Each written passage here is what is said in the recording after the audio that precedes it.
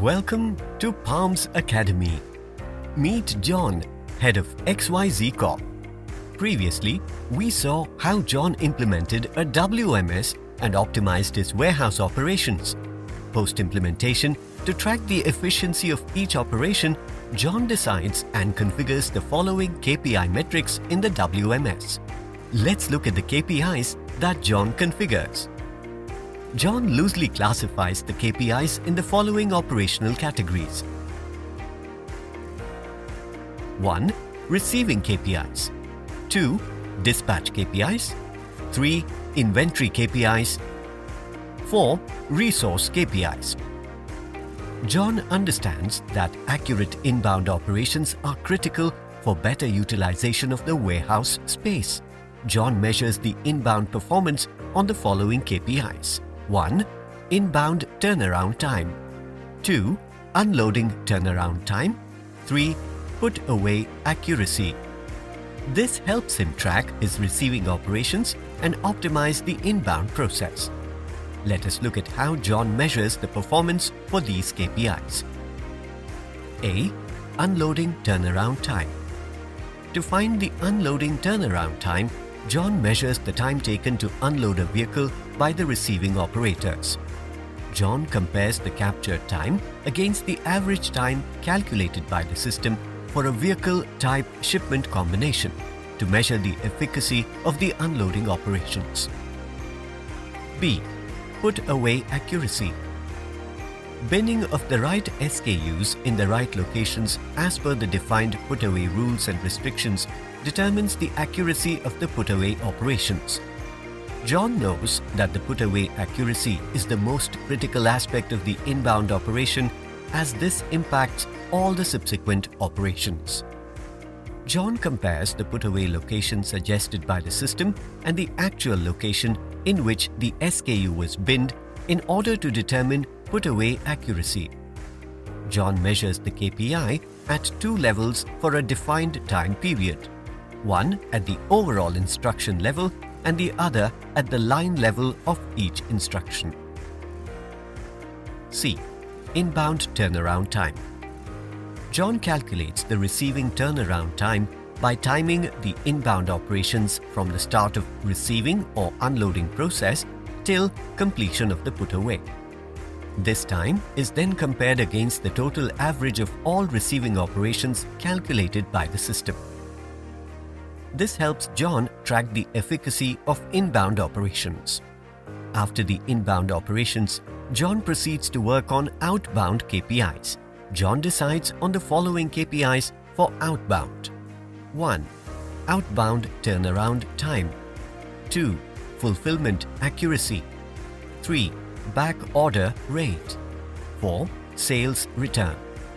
Let us look at these in detail. A. Outbound turnaround time. John tracks the total time required by a picker to pick the stock and dispatch it from the warehouse. This is inclusive of all the operations such as picking, packing, sorting, and loading the items into the truck.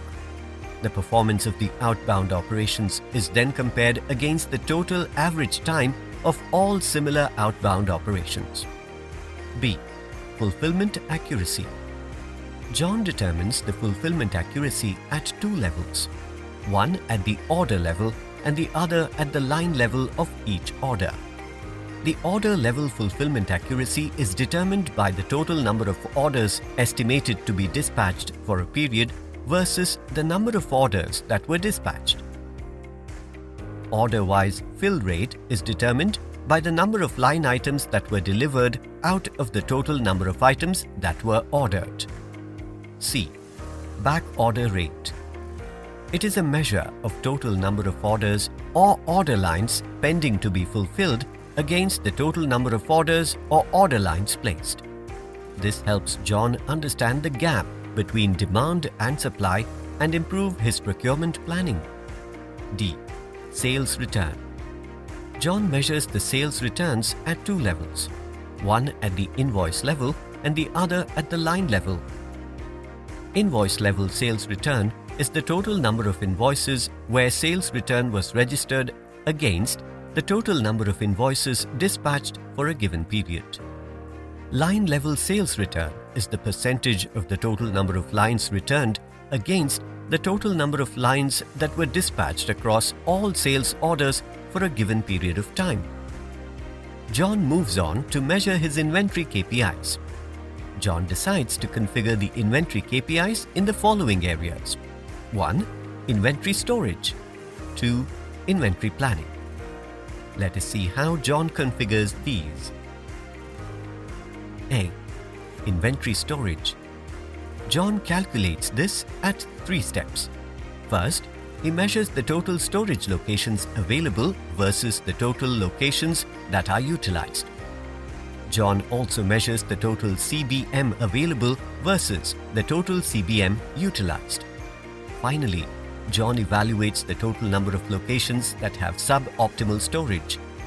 This helps John and his team optimize location utilization of the warehouse. B. Inventory planning. This is one of the most important aspects that affects multiple operations such as inventory storage, delivery lead time, order fulfillment, and even the profitability of the company. John measures the percentage of SKUs that are overstocked versus the percentage of SKUs that are understocked. John recognizes the importance of resource utilization and thus measures the KPIs for resources in the following areas. 1. Labor efficiency. 2. Machine utilization. Let us look at these KPIs in detail. A. Labor efficiency. Efficient utilization of resources translates into reduced labor cost. John calculates the time spent by each team member on an operation and compares it against the total average time taken for similar operations. It helps John plan the operation and the budget of the warehouse depending on the workload. This also helps John to assess individual performance of his team for rewards and recognitions. B. Userwise put-away accuracy. John calculates the Userwise put-away accuracy by comparing the location suggested by the system versus the actual location in which the SKU was binned by each user. He then compares this value with the median value arrived at by using the put-away KPI configured as part of inbound operations to identify user-wise accuracy. C. Machine utilization. Carrying out multiple operations in the warehouse requires machines such as forklifts, trolleys, etc. John calculates utilization time of each of these equipment for specific activities in the warehouse. Recording equipment usage helps John improve resource allocation for various activities. After evaluating all the key performance metrics, John is now at a better position to plan and scale his warehouse operations. Let us know what additional KPIs will help John with his operations in the comments below. This concludes the video on warehouse KPIs. Please subscribe to Palms Academy for more informational videos and blogs on warehouse management.